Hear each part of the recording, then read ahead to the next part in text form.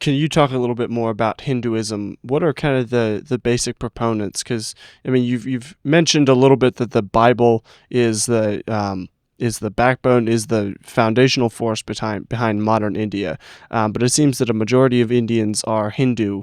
Can you kind of touch on that juxtaposition? Touch on those two sides of the coin. Sure. So, uh, two different and complementary things I should mention. One, most of the well paid Indians in America, in Silicon Valley, in doctors and Right. engineers, in Wall Street, they are mostly high caste. Hmm. And because the high caste Hindus, Brahmins, have done so well in America and in other European countries, they take credit that we are Brahmins are genetically superior. We are the highest caste. Right. Reality is that they are all products of Christian education. Not one of them has come from a Hindu ashram. You don't Hmm. study computer science or engineering or software in any of the Hindu ashrams. Not a single Hindu ashram ever became a university in India. Um, What's a Hindu ashram? a Um, Hindu uh, ashram is you have temples, shrines, temples, okay, and ashram is a retreat center. It's like a monastery. got it. Uh, Okay, sorry. Go ahead. so, I just needed that so clarified. while all European universities came out of Christian monasteries and cathedral schools, the Oxford and Hmm. Cambridge were Franciscan monasteries. Paris, Notre Dame University was a cathedral school. So all of Right. the university movement came out of uh, the Roman Catholic monasteries or cathedral schools. This did not happen in a single Hindu ashram. Hmm. And it was the church, the missionary movement, which believed that every child should be educated. They Right. began educating Indians. The problem was that the British rulers or a denomination, a Presbyterian church or a Methodist church, can put up a church building, school building, college building. Right. But somebody has to pay for teachers. There are recurring expenses every month. So students have to pay fee. The Hmm. lower caste families had no money to pay the fee. Hmm. And the upper caste who had some money, they uh, told the missionaries that we will not send our children to your school if our children have to sit with the lower caste, eat with them, play with them, fall Right. in love and marry them. Right. So, so the missionaries compromised foolishly. The British compromised because Britain had a class system. The high caste elite did not study with the Hmm. commoners. So if you watch the Right. movie Titanic, you see the class system even being practiced on the ship, which is sinking. Yep. American missionaries also represented the failure of the American church. Sunday Hmm. morning was the most segregated morning in America, where the blacks worshipped in one place, white worshipped in another place. So if we don't sit together and worship together, how can we require Indians, high caste, low caste, to sit together, pray together, eat together? So the Yep. missionaries, because of the moral failure of their own cultures, both the Europeans and the American missionaries, not all, there were exemplary people who challenged Indian caste system and untouchability, but many of them compromised because they needed the money, and only the higher castes had the money to pay. So their children and grandchildren benefited from Christian education And they think that they are superior to the lower caste Indians because genetically they are high caste. Hmm. But in fact, they have simply been the beneficiaries of Christian education. They themselves may not have gone into a Christian school, but their parents, certainly their grandparents, did, because all of the Right. modern education came with the mission. So that's one problem. Right. Yeah. But the second aspect, your question, let's repeat it for the viewer. Uh, Yeah. Can you describe the basic tenets and of Hinduism. properties of Hinduism Okay. and how the Bible has kind of Okay. been the So, foundation for. so more Hindus who have immigrated to the West, more they love their, become more fanatic about Hinduism. Um, Hmm. the fact is that philosophically, Hinduism is monism. Right. Yep. Monism means that there is no distinction between creator and creation. Hmm. Creation and creator are one. So it is not a painter who has painted something. Painter and the painting are different.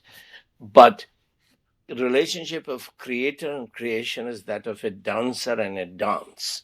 Hmm. Natraj. Right. Dance and dancer are not distinct. It's the same. Monism means that all duality is illusion. Duality of good and evil is an illusion. Right. Nothing is good, nothing is evil, because everything is God. This Yes. is what the American business establishment, which already believes in relativism, that there is no moral absolutes. This is the Yeah. damage that the American education has done. But at least in practice, Americans like to make a distinction between what is just, what is unjust, what is right, what is not right. Yeah. In theory, they, having rejected the Bible, having rejected Christianity, Americans are also relativist. But Indians believed, Hinduism believes, that good and evil are both divine. Now, Hmm. this is, it might shock you, homosexuality and transgenderism, which have captured the American mind, Right. is coming philosophically, it is coming from Hindu monism. If all is Hmm. one, then dualism of good and evil are illusion. Yeah, that makes Uh, sense. so this came into America in 1893 with Swami Vivekananda, and the homosexuality was popularized in California. In Southern California, there was a Vedanta ashram of Vedanta Society of Southern California, where a British novelist, Christopher Isher Wood, he lived openly with his gay friend and had relationship with his master. His book, My Master and His Disciple, where he was translating Hindu scriptures in this Southern California Vedanta ashram and Hmm. writing novels promoting homosexuality, which is what a number of important people since the 1950s, he was in the 50s popular, but 60s, 70s, 80s, you had uh, Osho, Osho Rajneesh, the guru who had 99 Rolls Royces in ranch in I Oregon, think I remember him. Yeah. private jets. He was openly teaching that the ultimate illusion is illusion of male and female, dualism of male and female, because everything is Right. one. It is Right. his teaching which Da Vinci Code fictionalized Dan Brown. Yep. Behind it was serious philosophical and scientific um, studies or arguments done by someone like Fritz of Capra. He taught Right. physics in UC Berkeley. Marilyn Ferguson, Shirley MacLaine. These were all public figures in the New Age movement who uh, Im- saw clearly that the implication of monism is that the dualism of male and female is an illusion. Gender has to be a spectrum. Everyone has male and female energies within them, Shiva and Shakti. In the Kundalini is the female energy that you have, everyone has. So, Yeah. your question is the cultural baggage that Hindus, and the more they become Hindus here in North America, they bring that cultural baggage. Hmm. Now, they're worshipping lots of different gods and goddesses, lots of different temples. Right. But polytheism is connected to monism because Right. monism means everything is God. So you can worship a stone. Yeah. You can worship a sexual organ, which is Shiva Lingam, the penis of God Shiva, which is being worshipped most widely. So you can worship sexual organs as God. You can Hmm. worship stone or cows, or Rishi Sunak, who became the Prime Minister of England. He would worship Right. and he would boast about it because um, your culture decides who is God. Everything is God, philosophically. Right. So Right. if my culture says I must worship cow, or I must worship monkey, or I must worship snake, or I must worship sex, then I do it. So, Right. so yes, there is polytheism, but Right. at the root of it is monism, that everything is God. And that means that dualism of good and evil is uh, untrue. Right. Whatever suits me, Hmm. I do. So uh, I like Google. I think it was Google, which a few months ago had to fire a lot of Indian uh, software engineers because this was from one particular Google office in California, because they were abusing one uh, philanthropic rule that if you pay $10,000 donation, you get tax deductible receipt. You pay giving it to 501c3 nonprofit, you get Right. 10,000. But if you're a Google employee, Google pays additional $10,000 to the same um, charity for the same cause. So your 10,000 becomes 20,000. Mm. But if that charity is owned by Indians, you get your Yep. 10,000 back as black money. Yep. So you take, so I give $10,000, I get a tax deductible receipt, and I get my 10,000 back because now Google has paid 10,000. And Yeah. then the accounting tricks of Indian accountants, they can show fake expenses and receipts. So Right. this was exposed just less than a year ago, and the Google had to fire all the employees who had abused Wow. this. But this is what liberal America, the non-Christian America, has already been teaching, that Yeah. morality is relative. Right. What is immoral for you may be moral for me. This guy's just being very clever.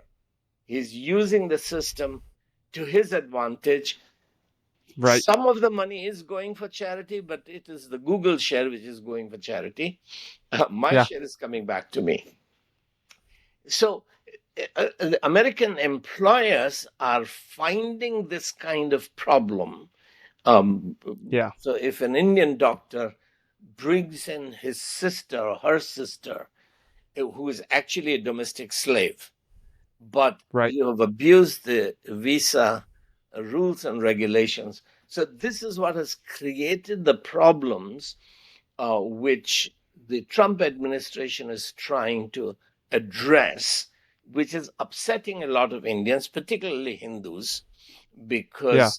because so far the system which tolerated immorality suited them. Right. But now you Right. have a system which is not tolerating illegalities. Yes.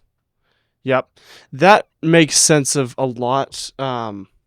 Yeah, very interesting, that link between Hindu culture and the American atheism, that like you are God because all is God, you are God, and so therefore your desires cannot be wrong. And because we're sexual beings, most of the time those desires are towards that sexual nature. But that also includes things like taking advantage of, as you mentioned, charities, and Google's loopholes and such. And that also makes sense why it's very difficult to build companies and successful businesses in India, because everyone there believes that their deepest inclination, that they are fundamentally righteous, and therefore that their deepest and most base desires are right, and so they act upon those, and that just makes it hard to build a successful business.